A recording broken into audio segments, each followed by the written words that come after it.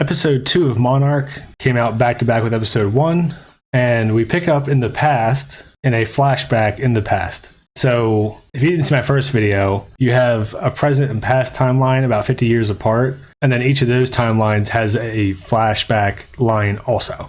So this one is like 7 years before episode 1, and you're seeing Lee meet Keiko. And again, they do the thing where over and over, he's like, oh, are you Dr. Keiko's daughter? Like essentially the whole a woman can't be a doctor thing, which to be fair, this is Japan in the 1950s. So I have no clue how many female PhD scientists there were, but whatever, like you're supposed to think the guy's the asshole is the whole point here. They're driving out in the middle of nowhere in like the jungle in the Philippines, and she's driving because she's the boss. Even though this is a military vehicle, I have no clue how that would happen. And she's driving to the point where he's like kind of scared, and you know, all the female empowerment shit that I mentioned from the last video just kind of carries over into this one. And he's trying to figure out what he's doing here and what's going on. And that's kind of the explanation he's getting, is that she's looking for this weird radioactivity and trying to figure out the source. We go to the present, and Kentaro goes to his dad's workspace with the keys that Kate left behind because she's decided to be on her way. And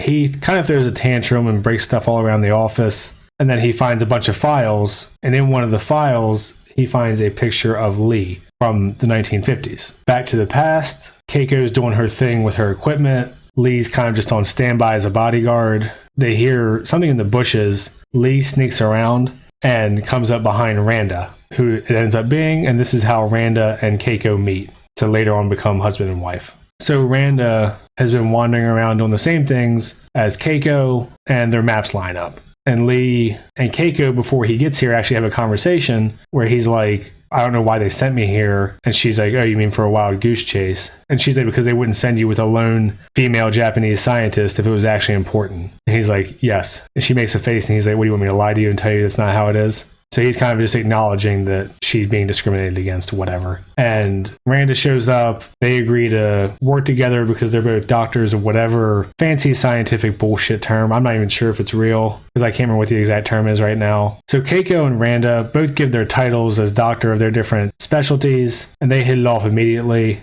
And they want to do something, and Lee says no. And Keiko says that his job is to assist her, and if he doesn't like it, he can leave. So he takes the Jeep and he says, I'll send someone back for you. And I'll be honest, I don't know how this works with civilians and military because I'm sure every case is different. But it's really hard for me to imagine that she would have authority over him when he's a military asset and they're in military gear and Jeeps and whatever. Back to the present, Kate's on her way out and Tim shows up. He's the main villain, obviously. And this is what I mentioned in my last video, because they specifically say they can only narrow it down to Tokyo, but then somehow he flies over here and finds the exact person he needs before she can leave the city. So I have no clue how any of that happened. Some kind of explanation would have been nice for why they would suspect her specifically and how he found her. And I mentioned in my last video some of the decisions that I thought were culture war motivated. And this is another one, is the way that this guy Tim acts, because he shows up and they have this awkward ass conversation, and he even says, oh, I understand an American in a foreign country and a strange dude shows up being kind of creepy, you're going to end up in a ditch. Like, he's deliberately being like awkward and creepy.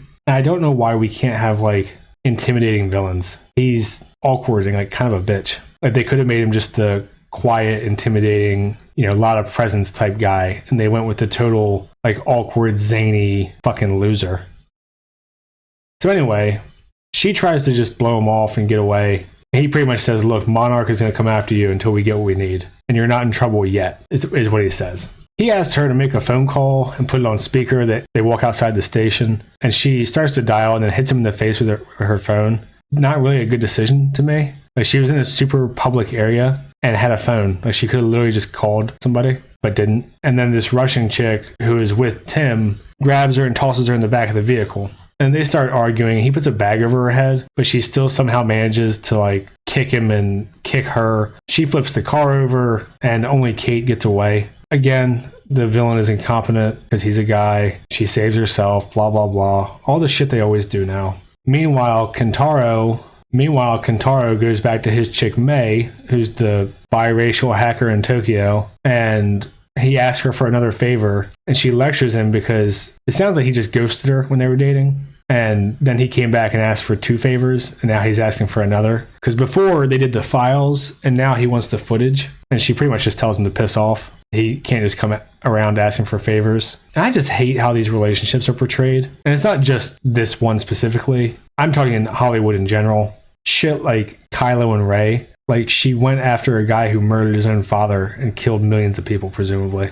And that's supposed to be like romantic because he dies for her in the end. I mean, give me a break. And you can see that kind of, I hate the word toxic, but toxic relationship shit everywhere now. If you take like 2 seconds to think about what actually goes on before they get together. And I'm assuming these two are going to end up together. I have no idea. But just the fact that they're talking and they made up a point to bring the ex-girlfriend thing into it. I'm imagining by the finale they'll be together again, which is just fucking crazy. And here we get some more of like men are bad and law enforcement is bad type shit. And this is the type of stuff to me that's just fucking deliberate because it just doesn't make any sense in the story. Like, she goes and says, hey, I was just almost kidnapped. I escaped. This is the guy's name. This is what he looks like. And the cop says, fuck you.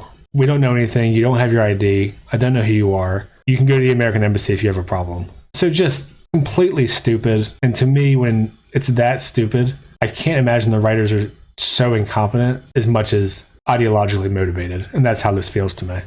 We go back to Kentaro. He shows his mom the picture of Lee. She says he was a friend of your grandmother's, who's the dad's mom. He says until something happened and they had a falling out or whatever. And presumably that's, you know, Randa and the dad blaming Lee for the mom dying, even though it was her fault. So they start ripping up a bunch of old pictures and throwing them all around like confetti. And it's kind of their little getting their anger out moment because they're pissed off at the whole thing with the dad. We go back to the past, and then this is when Randa and Keiko want to go wander through the woods, and Lee says, I can't let you do that. And she says, it's not up to you, fuck off. And he says, I'll send a Jeep for you, and he rolls out. So they go wander through the woods together and find a boat in the middle of the Philippines island. And their maps lined up. They looked at them because they held them up to the light. Each one of them had the same radioactive measurement shit going on where it was being weird and zigzaggy and all over the map and all that kind of thing. Kate, with nowhere to go, goes back to May's place, and May is hiding in the corner watching Tim and the Russian chick look through her computers because she's also secret spy lady. She grabs Kate, and she's like, we can't go in there, and then they sneak out. Tim goes to Kentaro's place because I guess he knows where to go.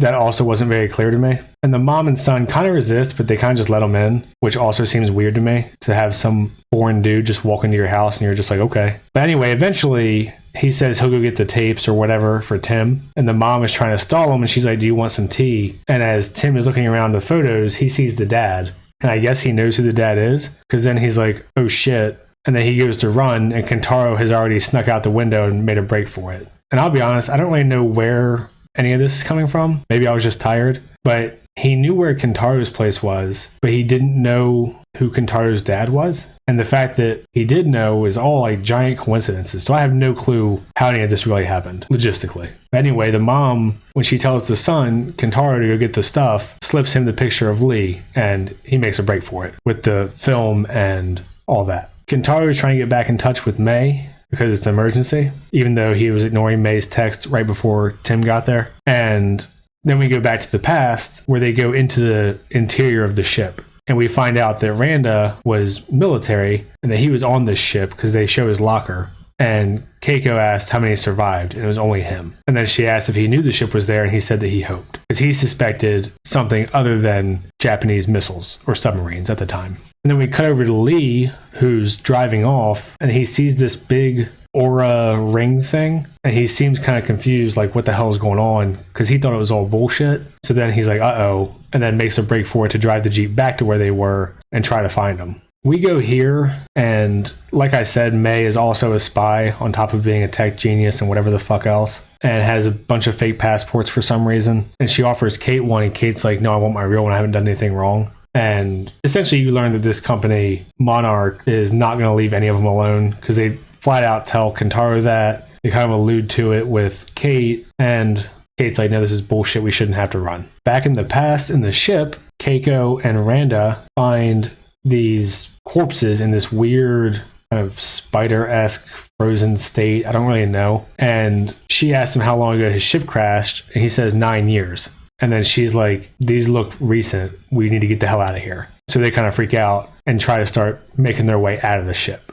So Kentaro reunited with May and Kate, and they go find Lee at this nursing home. And when they walk in to meet him, everything looks really suspicious. There's cameras above them. And before they can start talking, Lee is like, hey, let's go outside. And he explains to them that this facility is a Monarch facility. Essentially, they're imprisoned for life. They're just kind of living out their life with an anklet on, and they're under watch. And even out here, May finds a camera in the bushes, because she's spy lady. And Kurt Russell cuts his anklet off and says, do you guys want to make a run for it? Or they're going to keep you here forever or harass you until they get what they need. And they decide to make a break for it. And this is weird casting to me because they show his birth certificate in the first episode. And he's supposed to be in his 20s in like 1959, which means he's born in the 30s. So he should be like 90 years old. And Kurt Russell is probably 70 in real life, but he's also a young 70. So they probably should have compressed the timeline to more like 30 years if they really wanted this to be consistent. But I guess they just said, fuck it, we're going to do what we want because we want Kurt Russell. So I like Kurt Russell, but it's just a weird casting when the dude's supposed to be ancient. I mean, think about how your grandparents look in their 70s, or fucking Joe Biden looks in his late 70s. And Kurt Russell's like fully functioning and ready to go. They don't show them making a break for it, but that's the decision they come to. And we go back to the past one more time. They see stuff like dripping, like weird goopy stuff, and they get attacked in the ship by this dragon bat looking thing. And Randa gets pinned under something, and they're in trouble when Lee makes it back just in time with a flare to help them escape and get out of the ship. No clue how he got back that fast. No clue how he found them. No clue how he even found the ship to begin with, because they literally just walked through a random jungle and got to it. But whatever. This is the monster. They didn't really see it before because they were in like the dark of the ship. They just saw its claws. But they see it here. They run out of the field into the woods and get away from it. And Lee's like, wow, there really was a dragon. And that's the end of this one. Again, no Godzilla. More stuff that I would call culture war motivated. I really hope this show picks up in the next episode or two. I know you're probably not going to have Godzilla show up every single episode like the cartoon, but the fact that we've only seen like some random bugs and bat things, and the special effects look okay, but it's a really human-driven story, and the humans are just okay. I guess it depends on what you want from the show, because I don't think it's some particularly deep show, but I also don't think that it's like mindless monster stuff. And for me, when it comes to Godzilla, if I had to pick one, I'd rather have the mindless monster stuff. But because the show's not really compelling or deep, it's just kind of like a drama with some bullshit science on the side and weird alien-looking monsters. So I'll keep giving it a watch, but I don't really know what to expect now. I kind of thought they would start the show off with the big epic Godzilla scene and then go into the human stuff. And they just kind of get a glimpse of him and allude to the Titans and the nuclear power stuff and all that. So we'll see. Overall, this episode was definitely worse for me than the first one. The first one I would call average as far as pilots go. This I would call like meh. Like it's fine. It wasn't like suffering, but I probably won't rewatch it. That's it for me for this one. Like and subscribe. Comment if you want to agree with me or tell me I'm an asshole. Either way, I don't mind. I'm curious to see what other people think. All right, thanks. See ya.